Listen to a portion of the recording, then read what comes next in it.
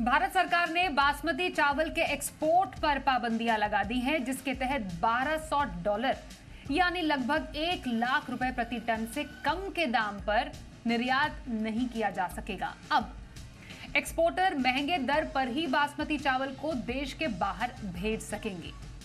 अब सरकार इससे पहले भी चावल के निर्यात पर समय समय पर कई पाबंदियां लगा चुकी हैं।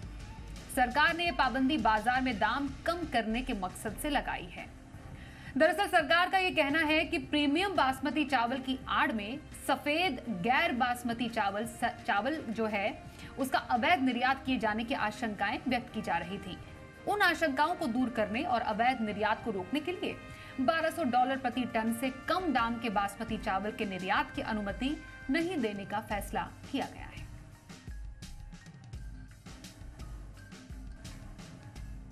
हमारे साथ इस पर चर्चा करने के लिए देवेंद्र सिंगला जी हैं। ये है treasurer Arya all India rice export association.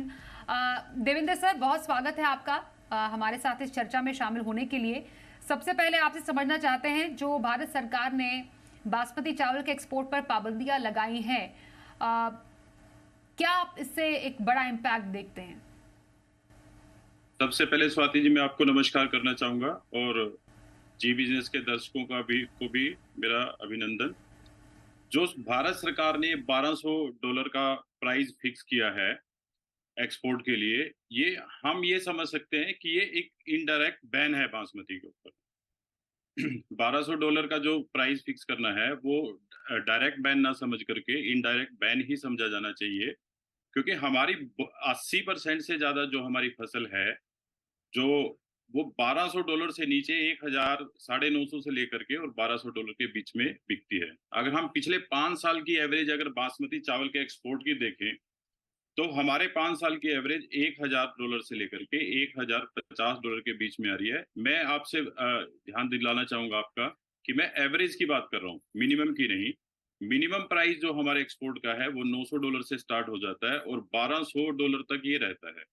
तो एवरेज जो पिछले 5 साल का है वो $1050 में है।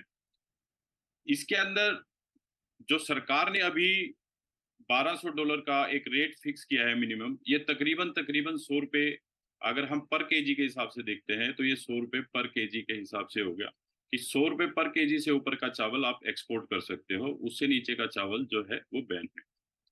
तो मैं आपके माध्यम से सरकार से के नॉलेज में एक चीज ये लेके आना चाहता हूँ कि जो ₹100 किलो से ऊपर का चावल है, वो बासमती चावल की कुछ खास वैरायटी होती हैं जो कि हिंदुस्तान में खाई जाती है। इसके अलावा विदेशों के अंदर भी वो ₹100 किलो की चावल की वैरायटी जो खाई जाती है, वहां पर उसके जो इसके जो उपभोक्ता हैं वो एक अलग रेंज के लोग हैं। ₹100 किलो का चावल जो है वो आम आदमी, कॉमन आदमी नहीं खा सकता। सरकार की इसके पीछे सोच शायद ये है कि भाई हम इससे इन्फ्लेशन कंट्रोल करेंगे, लेकिन इससे इन्फ्लेशन कंट्रोल कहीं पर भी नहीं हो रही है।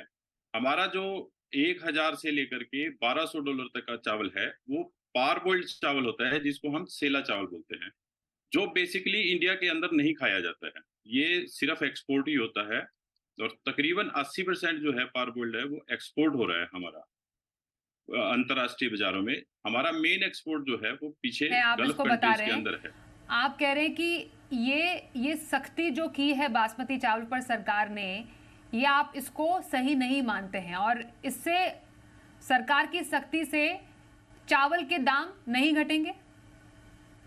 जी, मैं बिल्कुल यही कहना चाह रहा हूँ कि जो सरकार ने सख्ती की है, ये जो डिसीजन लिया है, $1200 का जो ये रेट फिक्स किया है, इसका एक हमारे पास एक मुख्य कारण ये है, ये जो बासमती है, ये इंडिया के कुछ एक स्टेट्स के अंदर ही पाई जाती है। सिर्फ 6 या 7 स्टेट हैं जहां पर इसकी पैदावार होती है। इसके अलावा इसकी दूसरी जो पैदावार की जो जगह है वो पाकिस्तान है। अगर हम इसका $1200 का रेट फिक्स करेंगे, हमारा जो मेन कंपटीटर है वो पाकिस्तान है। पाकिस्तान का जो एवरेज प्राइस है आज के दिन इंटरनेशनल मार्केट में वो तकरीबन $950 का प्राइस है। आज भारत सरकार ने $950 के प्राइस के सामने $1200 का मिनिमम एक्सपोर्ट प्राइस रख दिया। तो इसका मतलब इंडिया की जो बासमती है उसको इंटरनेशनल अंतर्राष्ट्रीय बाजार से बाहर होना पड़ेगा, क्योंकि हम $950 के मुकाबले में $1200 में माल नहीं बेच पाएंगे। ओके, तो मुझे ये लगता है कि मुझे कहीं बात ना बताइए कहीं देवेंद्र जी, अभी मैं थोड़ा आंकड़े आपसे समझना चाहती हूँ, अभी डिमांड के मुकाबले चावल की सप्लाई है कैसी? स्वाति जी, हमारे पास टोटल जो है ना तकरीबन 60 लाख टन बासमती चावल हमारे हिंदुस्तान में होता है। इसके अंदर से तकरीबन 45 लाख से 50 लाख टन जो है वो एक्सपोर्ट होता है। तकरीबन जो 10 लाख टन चावल है वो हिंदुस्तान में खाया जाता है बासमती का। तो सिर्फ हमारे यहाँ जो कंजप्शन है वो 15% जो है वो बासमती चावल की कंजप्शन है, और 15% जो चावल है वो हमारे पास है अवेलेबल। हमें कोई ऐसी सरकार को अभी कोई ऐसी जल्दी नहीं थी कि भी इसमें कोई शॉर्टेज थी, या इसके अंदर कोई चावल के दाम बहुत ज्यादा बढ़ रहे थे बासमती में, तो उसको उसको रोकने की जरूरत थी। सरकार जो ये 80 रुपए से लेकर सरकार के को ये 100 आशंका रुपए। थी, मैं थोड़ा सा आपको बता दूं, क्योंकि सरकार ये आशंका जता रही थी कि प्रीमियम बासमती चावल की आड़ में सफेद गैर बासमती चावल का अवैध निर्यात किए जाने की आशंका थी, तभी उनको ये सख्ती करनी पड़ी है।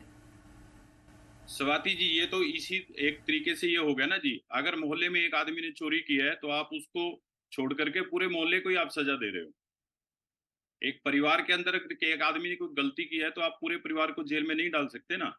तो बासमती का अगर किसी एक आदमी ने, मुझे नहीं लगता कि देवेंद्र ऐसा जी कि होगा। ऐसा कुछ हो रहा था, ऐसा नहीं, ऐसा मुझे कुछ नहीं हो रहा लगता है ऐसा। जो सरकार ने आशंका जताई है, इसमें क्या कुछ सच्चाई है? इसमें कुछ भी सच्चाई नहीं हो सकती, क्योंकि बासमती का जो बिजनेस है वो सरकार की एजेंसी है अपीडा, ये उसके द्वारा रेगुलेट किया जाता है।